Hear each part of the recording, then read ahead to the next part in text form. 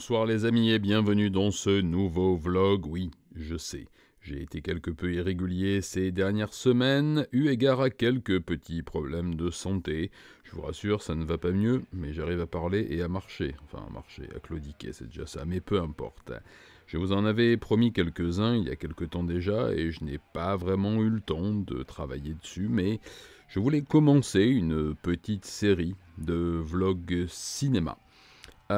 Comme je vous l'ai déjà dit à l'époque, je ne me considère pas comme un cinéphile, un érudit du cinéma, même si je suis un grand consommateur de cet art, mais j'ai toujours éprouvé une attirance certaine, et une certaine attirance pour un certain cinéma, que d'aucuns qualifieront de cinéma chiant, et que je considère pour ma part comme étant le seul cinéma qui vaille, c'est-à-dire soit le cinéma de genre, soit le cinéma qui donne à penser, qui donne à émotion.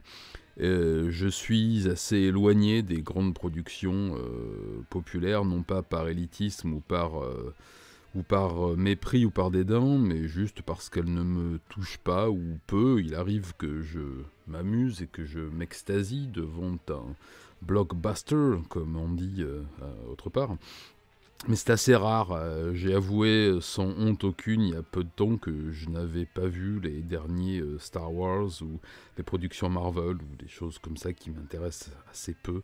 J'ai eu l'occasion de jeter un œil dessus lorsque mon fils, qui a l'âge de regarder tout cela, les regardait sans y trouver aucun intérêt. Après, je considère que passé un certain âge, on n'a plus forcément d'intérêt à regarder ce genre de choses, et encore une fois, grand bien face à tous ceux qui apprécient ce genre de production. Non, je voulais vous parler du cinéma qui me plaît à moi et qui ravit mon cerveau et mes sens à chaque fois que j'ai l'occasion d'en déguster, c'est-à-dire quasi quotidiennement, puisque je suis un mangeur quotidien de cinéma.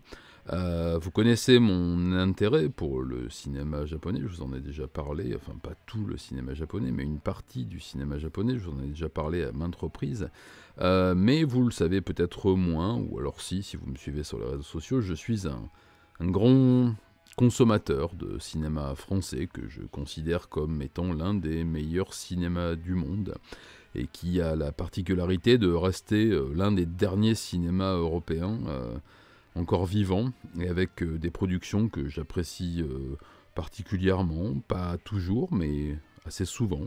Je considère que le patrimoine cinématographique français fait partie d'un des plus grands patrimoines cinématographiques du monde. Je me suis extasié des années durant, et je continue de le faire devant le cinéma de Téchiné, de Romer, de Varda, de René, de Chabrol, de Godard.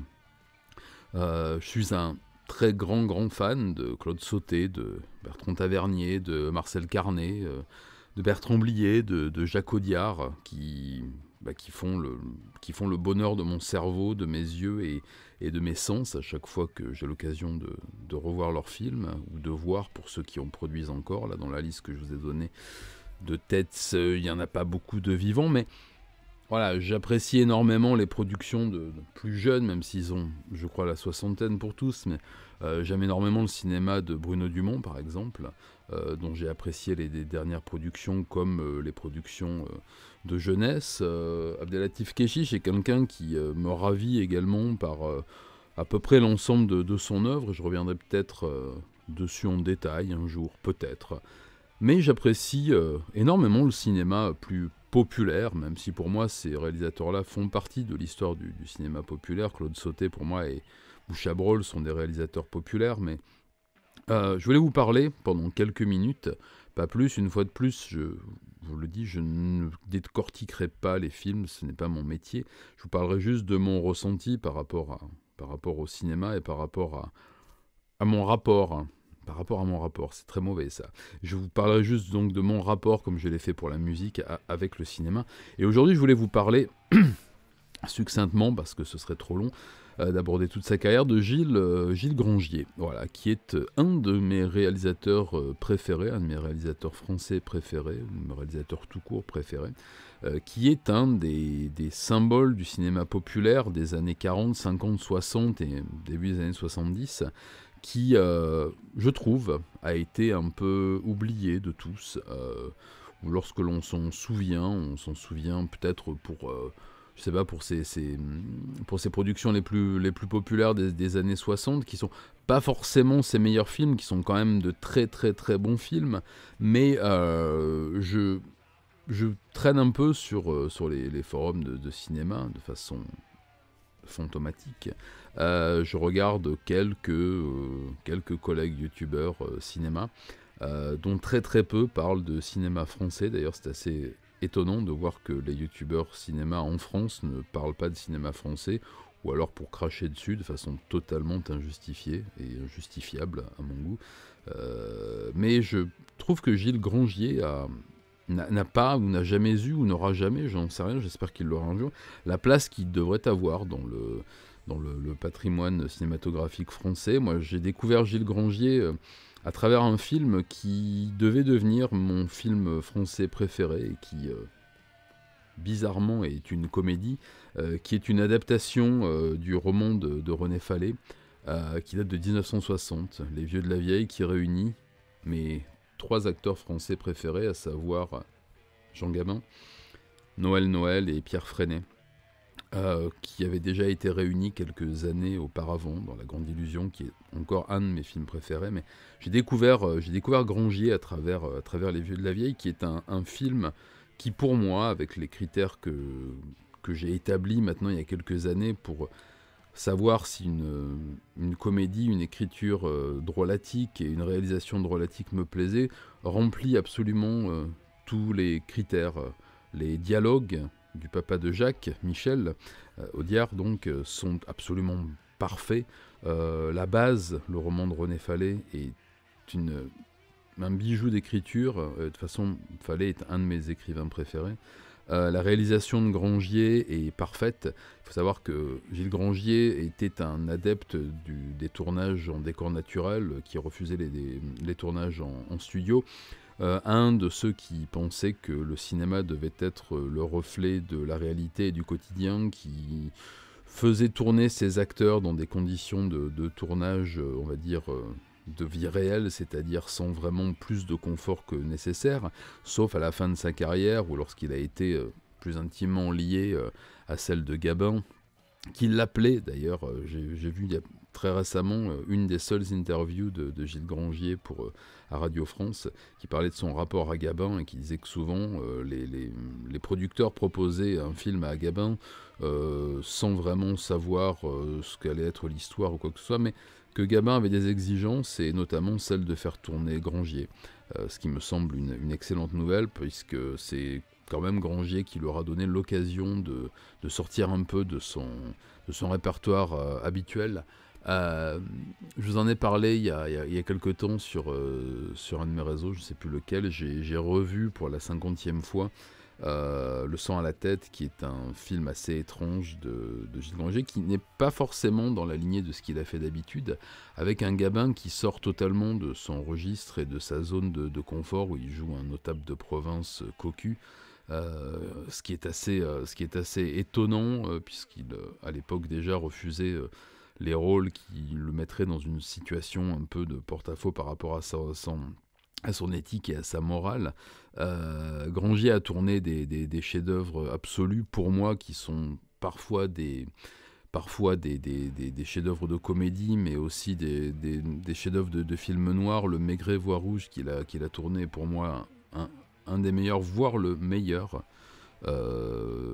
film tiré des romans de Simon qui ait jamais été écrit, je pense, enfin qui ait jamais été réalisé, pardon. L'Âge ingrat, le Gentleman d'Epsom, enfin, j'ai énormément d'exemples à vous citer, mais je vais éviter de tomber là-dedans. Je vais juste vous donner mon approche et mon vécu par rapport à son cinéma, qui est un cinéma qui m'a toujours ramené comme une espèce de bouée de sauvetage à quelque chose qui me réconfortait, une espèce de Madeleine de Proust, comme diront ceux qui l'ont jamais lu, qui me rattache à une époque où je dévorais le cinéma, là où je pouvais le trouver, c'est-à-dire à la télévision, pas chez moi, puisque mes parents n'en avaient pas, été contre cet instrument du diable, mais chez ma grand-mère ou chez des voisins, ou chez des amis, ou chez de la famille.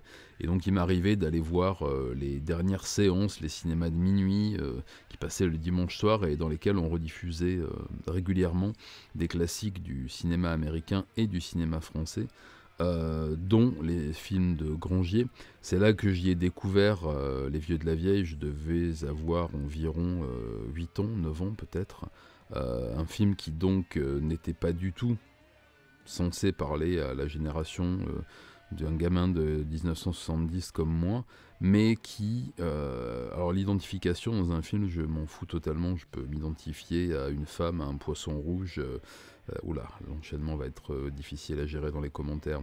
Enfin, voilà, pour moi, il n'y a aucun critère d'identification à une tranche d'âge, à quoi que ce soit. Enfin, je me suis identifié dans ces derniers vestiges d'un monde en train de s'écrouler.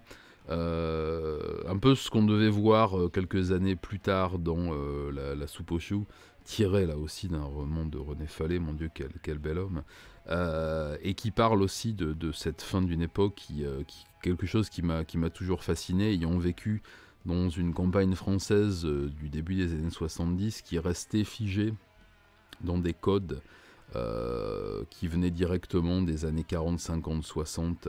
Je vous parlerai certainement, peut-être sur Twitch, je suis en train d'y penser d'ailleurs, de cette enfance dans la ruralité française des années 70. Et lorsque j'ai vu pour la première fois ce film, ce monument, ce chef-d'œuvre absolu, et je pèse mes mots, regardez, qu'est Les Vieux de la Vieille, j'ai senti, je pense, qu'il se passait quelque chose. Alors, j'ai pas le souvenir exact de ce que j'ai pu ressentir, mais je sais que c'est à l'époque que je l'ai vu. Je n'ai eu qu'une seule envie, c'est de le revoir. Et à chaque fois que je le regarde, c'est-à-dire 3, 4, 5, 6 fois par an, je ressens la même émotion, c'est-à-dire le fait de pas être pris pour un imbécile, par un réalisateur, par un dialoguiste, par un auteur. Le fait d'assister à un numéro de comédie absolument unique que j'ai rarement retrouvé dans un autre film, par peut-être dans Le Tatoué, et encore. Mais bon, je parlerai un peu plus tard des extravagances de Funès, puisqu'il faut bien parler de comédie. Je vous parlerai certainement des films de Tavernier aussi, qui sont beaucoup moins drôles, donc autant parler un peu de comédie avant. C'est un film qui me réjouit, et je pense que sans le talent de Gilles Grangier, le talent de mise en scène, le talent de gestion des comédiens et de point de vue de Gilles Grangier, ce film n'aurait certainement pas été ce qu'il a été. C'est un homme qui a été marqué par la vie, qui a été prisonnier de guerre, qui a été embauché d'ailleurs sur son premier film parce que le réalisateur, alors j'ai oublié lequel, cherchait un assistant qui avait connu la vie derrière les barbelés, comme il dit, et donc avait besoin de quelqu'un qui ait cette espèce d'œil qui frise lorsqu'on évoquait la captivité. C'est quelqu'un qui a toujours été proche des choses du quotidien, qui n'a jamais cherché à sortir de sa condition et qui a toujours été d'une certaine simplicité par rapport à son métier, qui se considérait comme un artisan, alors que je pense qu'il était bien plus que ça. C'est un réalisateur qui n'a jamais inspiré d'autres réalisateurs, ou du moins qui ne l'ont pas dit. J'ai jamais entendu de jeunes réalisateurs se dire moi c'est Gilles Grangier qui a inspiré toute ma carrière. Alors que, une fois de plus, je pense qu'il y a des leçons à prendre dans son travail. En tout cas, moi, mon rapport à cet homme est un rapport presque du quotidien, puisqu'il ne se passe pas un mois sans que je regarde 2 ou 3 de ses films. Ça tourne à l'obsession, me direz-vous? Oui, certainement. Voilà, c'est pour ça que je voulais vous parler. La fin va être nulle, hein, comme d'habitude dans mes vlogs. C'est pour ça que je voulais vous parler aujourd'hui de ce réalisateur. Je vous invite à vous pencher sur sa filmographie, à aller voir ce qu'il a fait. Vous en avez absolument pour tous les goûts. Vous avez des films noirs, des films un peu plus naturalistes, vous avez des comédies absolument extraordinaires, des films un peu plus anecdotiques, mais que j'aime quand même, comme La Vierge du Rhin, que je trouve plein de charme et fortement empreint de l'époque à laquelle il a été tourné. C'est quelqu'un qui à chaque fois a su capter les changements de son époque, les retranscrire dans ses films. Voilà, je vous invite fortement à aller découvrir son travail. Je vous demanderai d'être gentil dans les commentaires parce que je sais que lorsqu'on parle de cinéma français, à chaque fois on se fait traiter de tous les noms. Mais je voulais vous en parler depuis longtemps, alors voilà, je vous ferai une deuxième partie de ce vlog parce que j'ai encore d'autres choses à dire sur Grangier. C'était une petite introduction. Je vous laisse, je vais aller regarder un film, je sais pas lequel encore, mais et puis écrire un peu pour les prochaines vidéos. Et puis prendre mes cachets aussi. Vous voyez, j'ai les mains qui commencent à ressembler à des serres d'aigle et je vous parle même pas des pieds. Voilà, je vous laisse les amis, je vous embrasse en tout bien tout honneur. À très bientôt, bonne soirée, matinée. I am the killer on your TV!